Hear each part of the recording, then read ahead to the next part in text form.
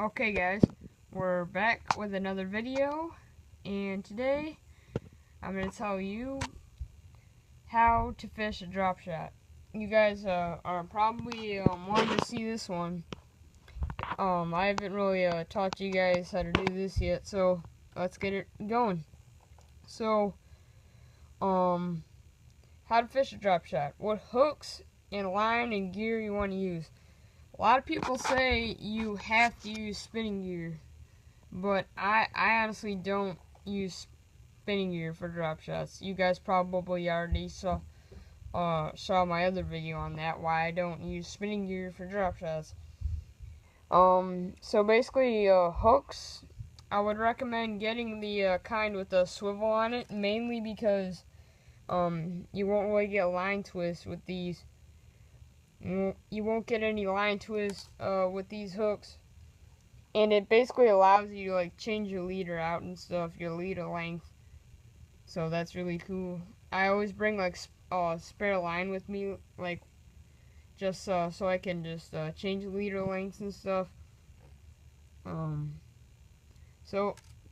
As for leaders, I recommend using a leader anywhere from 6 to 12 inches, mainly because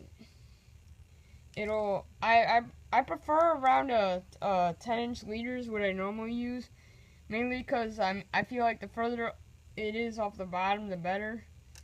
Yeah, because once this weight hits the bottom, it's pretty much down there. So what you do with these hooks is you basically tie your line on here on this end, the top one, and then you hook your weight on the back. That's what I usually do. Hook your weight on the one facing the rear of the hook, tie your leader on there, and then you tie these hook weights on here.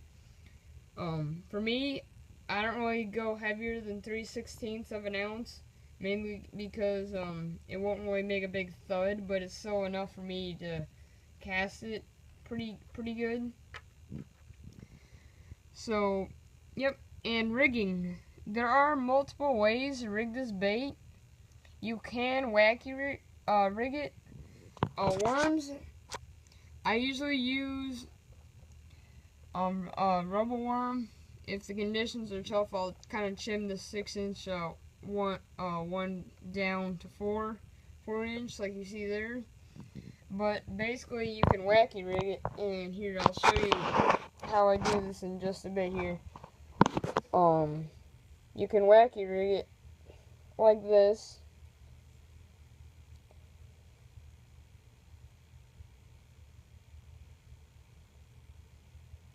So here's a wacky rig. It's basically just put it through the middle like that. You gotta make sure it's really good in there though. You can't really just put it in like this, like this, because you're gonna lose a lot of baits. And after I get a fish wacky rigged, I always rehook it, mainly because that fish probably tore a little bit out of that worm. I just hook it into some new plastic, some new areas of the plastic.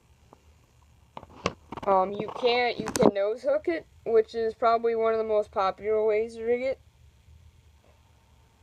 I'll show you that one right now.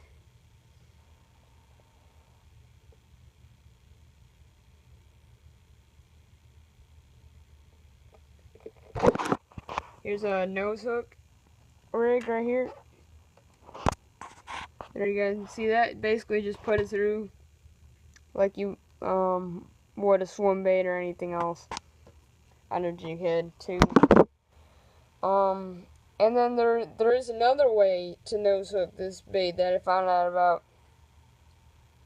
It's where you nose hook it, but you bury the point in the plastic. And what this will do is this will make it weedless. You guys see that?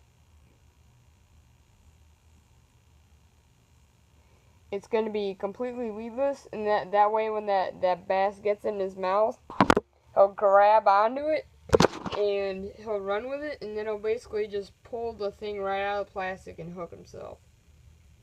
But I would still recommend setting it with this, mainly because you need to get that thing through the plastic. But it is weedless, like that, like this way. I mean, you're still gonna get weeds like hung up like on this hook, and on the weight and stuff. But other than that, it's pretty weedless rig. I mean, it doesn't really get caught on the point or anything like that. So it's a good method. And how you're gonna fish these baits. So you're basically casting it out, and then you let your line out until it stops going, because when that line is going out, the bait is sinking down there pretty fast. And basically, when that weight hits the bottom, your bait is weightless.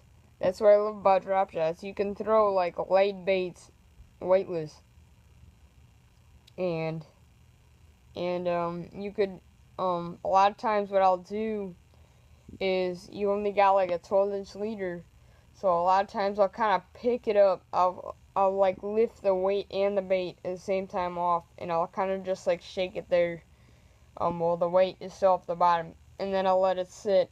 I'll let it sink again, and hopefully the fish will be looking at it by then. Hopefully he's been eating it.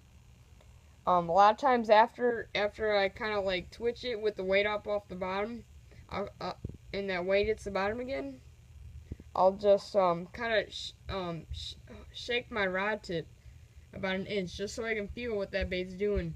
That way, if a fish is looking at it down there, I'm shaking the worm right in front of his face. That's a cool thing about drop shots. They're super versatile. You can use them in shallow water, deep water, offshore,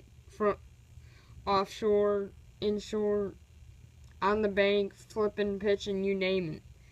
These things can be one of the most versatile baits in your arsenal.